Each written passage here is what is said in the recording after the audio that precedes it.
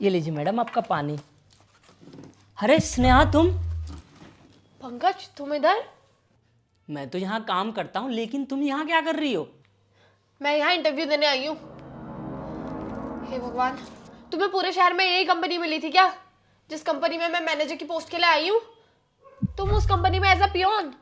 अगर किसी को पता चला यहाँ पे कि मेरा पति एक पियोन है, वो भी उस कंपनी में जहाँ मैं काम करती हूँ, मेरी क्या रेपुटेशन रह जाएगी पंकज। देखो, मुंह बंद रखना अपना। यहाँ किसी को कानों कान खबर नहीं होनी चाहिए कि मेरे पति तुम हो, समझे? अरे यार, मैं यहाँ सालों से काम कर रहा हूँ और जितना भी कमाया तुम्हारे ही तो फीस भरी थी मैंने। और यहाँ के जो साहब है ना, मुझे अच्छे तरीके से जानते हैं। एक काम करो, तुम अपनी कागज़ दे दो, मैं सर से बातचीत कर लेता हूँ और वो तुम्हारा सिलेक्शन बिना इंटरव्यू लिए कर देंगे। Enough Pankaj, enough. बहुत हो गया, हद पार कर दी यार तुमने तो। बेइज्जती कराने की कोई कसर नहीं छोड़ी तुमने। हाथ जोड़ रही हूँ, अपना मुंह बंद रखना और किसी को मत बताना कि हम दोनों पति पत्नी है।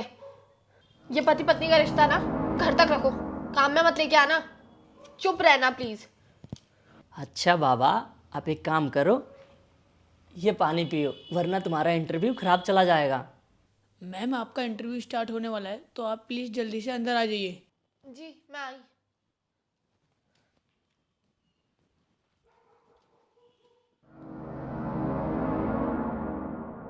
अरे वाह, आपकी सीवी तो बहुत अच्छी है।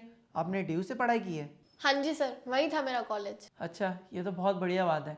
वैसे आप मुझे ये बताइए, आपकी फैमिली में कौन कौन है? सब फैमिली में बस मैं और मेरे हस्बैंड रहते हैं। अच्छा, और आपके मम्मी पापा? मम्मी पापा वो सब गांव में रहते हैं।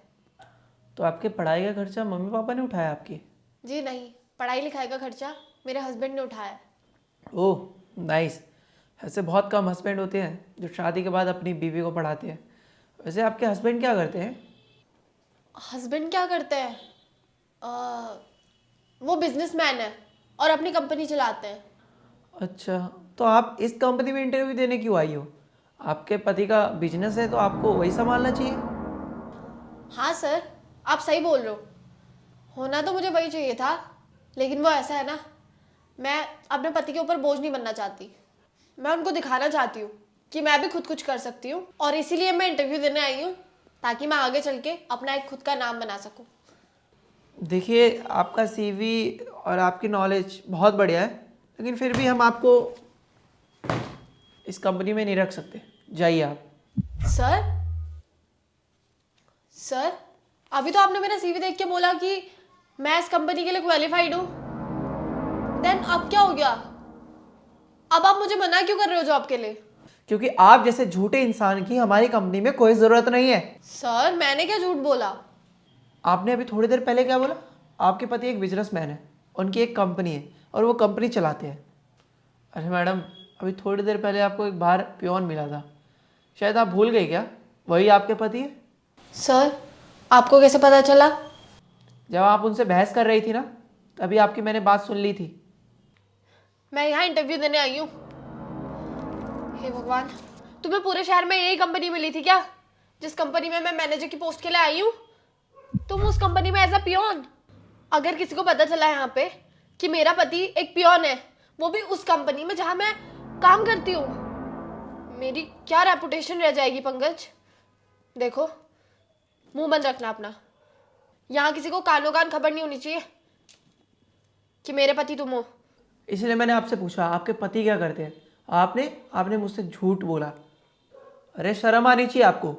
जिस इंसान ने आपको पढ़ाने लिखाने के लिए दिन रात एक कर दिया, आप उसी को पहचानने से मना कर रही हो। ऐसा क्यों मैडम?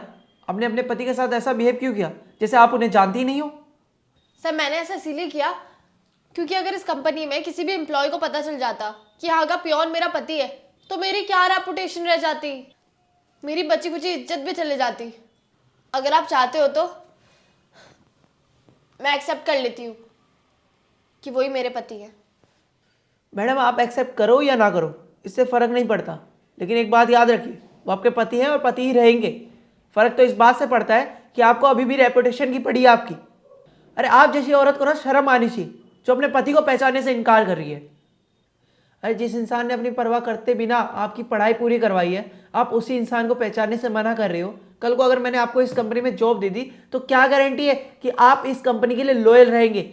अगर आपको कल कोई बड़ी कंपनी ऑफर करती है तो इस कंपनी को भी छोड़ के चली जाओगी और इस कंपनी को भी पहचानने से मना कर दोगी। मैं आप जैसी लड़की को ना अच्छे से जानता हूँ, जो खुद के बारे में सोचती है, ना कि अपनों के बारे में। और आप जैसी लड़की को ना मैं इस कंपनी में तो रख ही नहीं सकता। तो सॉरी मैडम, आप प्लीज़ यहाँ से जा सकती है। पर सर आप मुझे एक मौका तो देके देखिए ना सर, प्लीज सर, मैं आपकी कंपनी के लिए बहुत अच्छी साबित होंगी। बस मैंने कह दिया ना, नाउ यू कैन गो।